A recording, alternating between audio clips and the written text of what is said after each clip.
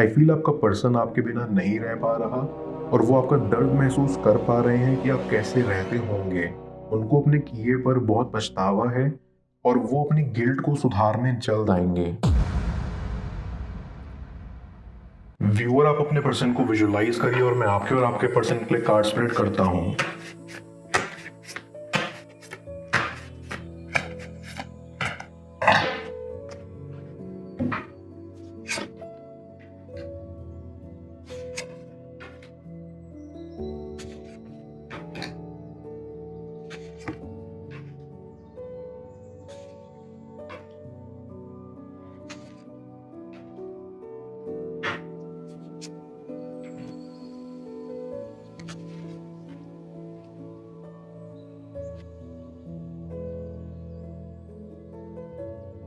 आई सी कि आपका कनेक्शन कई बार टूटकर फिर से जुड़ा है। आप दोनों के बीच बहुत लड़ाइयाँ होती थी और फिर अपने आप सुलह भी हो जाती थी। तो आप दोनों को कभी भी ऐसा नहीं लगा कि आप हमेशा के लिए अलग हो गए हैं। आपको ये लगता था कि बस कुछ दिनों की लड़ाई है, फिर एक साथ हो जाएंगे। लेकिन इस बार की जो लड़ाई आप दोनों के बीच हुई है, उसकी सुलह आज तक नहीं हुई और आप भी कहीं ना कहीं उम्मीद खो रहे हैं कि अब की बार आप एक होंगे या नहीं। आपको हैरानी भी है कि इतनी बार आप वापस एक हो गए लेकिन इस बार आप नहीं हो रहे। तो ऐसा क्या हो गया? आई फील कि यहाँ आपके पर्सनल स्ट्रगल्स हैं जिसकी वजह से आप एक नहीं हो रहे। और कई बार रिलेशनशिप में स्पेस बहुत मैटर करती है और आप दोनों को भी स्पेस की ज़रूरत थी ताकि आप ये बार बार की लड़ाइयों से मुक्त हो सकें और हमेशा खुश रह सकें। इसलिए इस बार आपकी सुलह थोड़ा वक्त ले रही है और आप दोनों को खुद को समझने का वक्त भी दे रही है, जिसका आप दोनों को ही फायदा उठाना चाहिए। आपको शायद अंदाजा नहीं कि बार बार की लड़ाइयों से आप अपने ही वैल्यू को खो रहे थे, क्योंकि आई कैन फील कि आप ज्यादा माफी मांगते थे अपने पर्सन से और वो सिर्फ आपको ही ब्लेम करते रहते थे हर गलती के लिए। आपको अंदर से महसूस होता भी था कि आपकी कोई गलती नहीं है, लेकिन सिर्फ इस रिलेशनशिप को बचाने के लिए आप हमेशा झुकते रहते थे, क्योंकि आप अपने पर्सन से बहुत कनेक्टेड थे और उनको बेहद चाहते थे। और इसी के चलते आपका पर्सन भी लापरवाह होता गया। शुरुआत में सब बहुत प्यारा था, आपका पर्सन भी आपको बहुत प्यार करता था, आपकी परवाह करता था।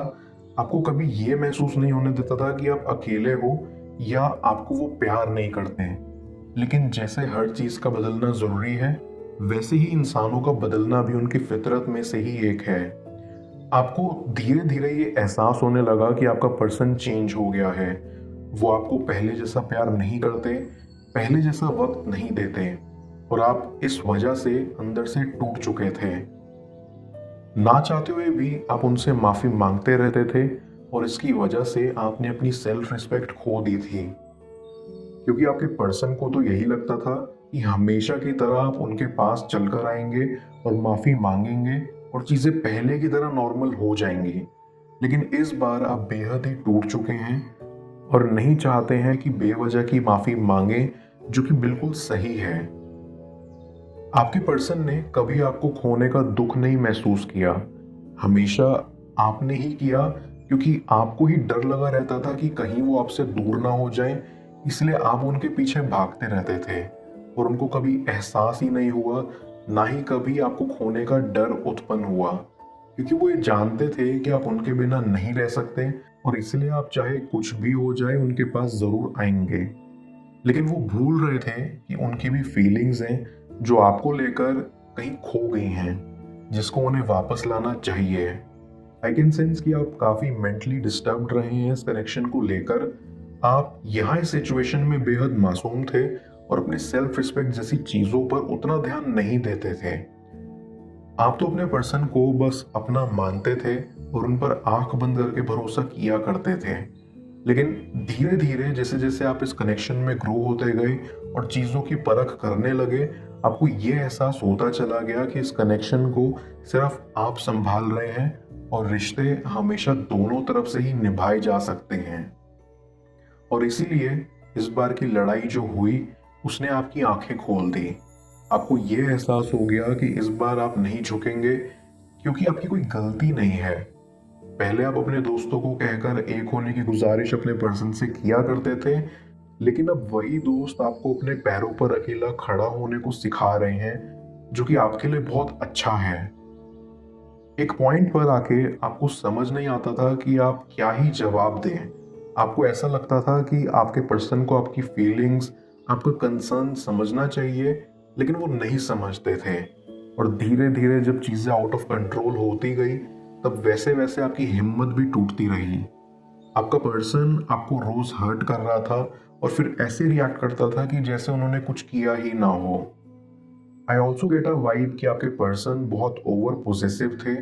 उनको ऐसा लगता था कि आप किसी और के साथ भी इन्वॉल्व हैं, और इसीलिए वो आप पर शक भी करते थे, जो आपको बिल्कुल पसंद नहीं था। आई फील कि आपका पर्सन भटक गया था बीच में, उनको आपका एहसास हो नहीं पाया। अब की लड़ाई ने उनको भी अंदर से खोखला कर दिया है।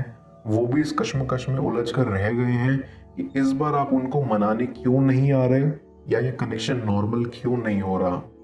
और इसीलिए उनको अब एहसास हो रहा है कि आप ही हमेशा उनके पास आते थे, हमेशा आपकी वजह से ही कनेक्शन ठीक हुआ है।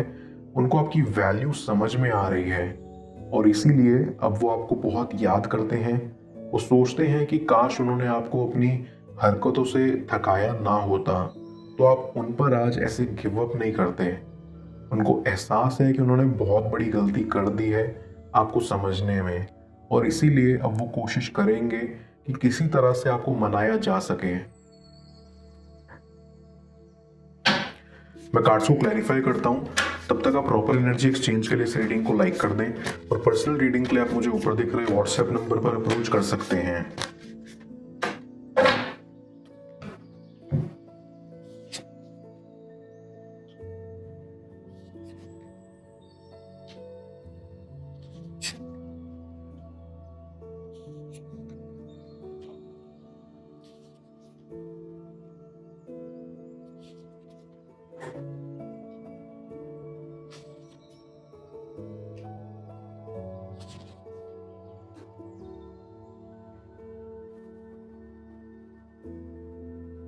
वन थिंग्स फॉर श्योर कि आपके पर्सन में जो ईगो थी कि उनको किसी के आगे नहीं झुकना, स्पेशली आपके आगे, वो अब खत्म हो रही है।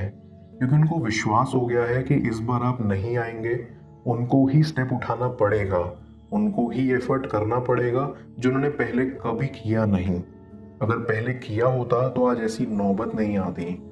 वो ये सोचकर भी परेशान होते हैं कि कहीं आपने मूव ऑन ना कर लिया हो, कहीं आप उनसे इतना भी ना थक चुके हो कि आप उन्हें एक और मौका ही ना दें। लेकिन ऐसा नहीं है, क्योंकि भले ही आप उनकी हरकतों से परेशान थे, लेकिन प्यार तो आपके दिल में आज भी उनके लिए बरकरार है। आप देखना चाहते थे कि आपका पर्सन आपकी परवाह करता है या नहीं, या वो एफर्ट करने आएगा या नहीं। क्योंकि कभी कभी आपको ऐसा भी लगता था कि आपका पर्सन इमेज कॉन्शियस है, उनको अपनी इमेज की बहुत परवाह है। अपने फ्रेंड्स के सामने वो अलग रवैया रखते हैं और आपके साथ अलग, और आप चाहते थे कि वो जैसे अंदर से हैं वैसे बाहर से रहें।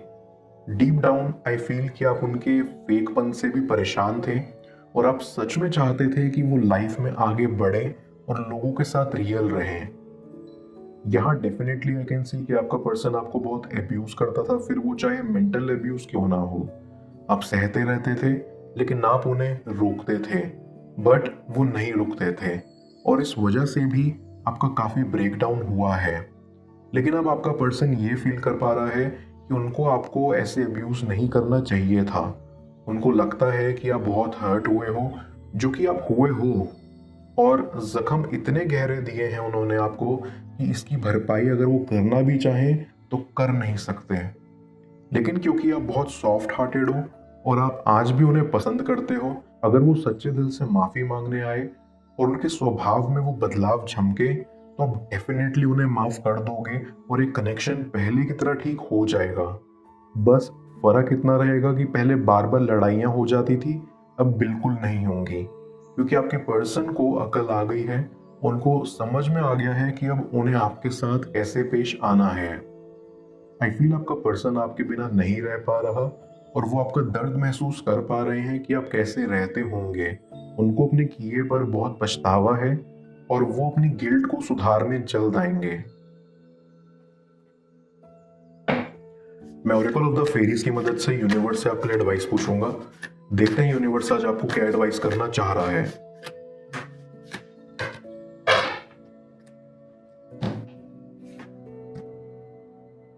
लाइट, ये फेरी क्वीन ऑफ लाइट आपकी करंट सिचुएशन में लव एंड लाइट को रिप्रेजेंट करती है।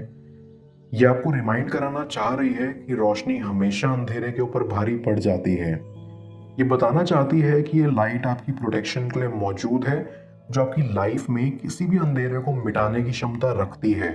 और जहां भी ये पड़ती है वहां अल्टीमेटली सच सामने आ ही जाता है।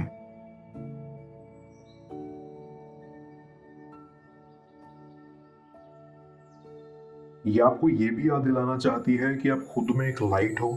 ये फेरी अंधेरे से भरे डार्क फॉरेस्ट में मौजूद है, लेकिन स्टिल इसकी खुद की लाइट दूर दूर तक फैल रही है, ताकि ये अंधेरे में भी अपना रास्ता खुद बना सके।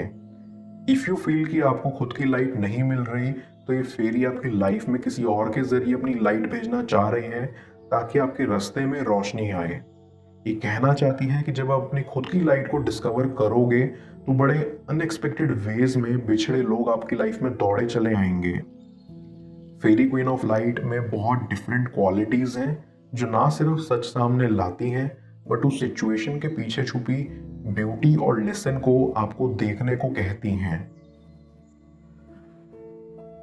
इस वजह से वो आपको खुद से पागलपन की हद तक चाहेंगे।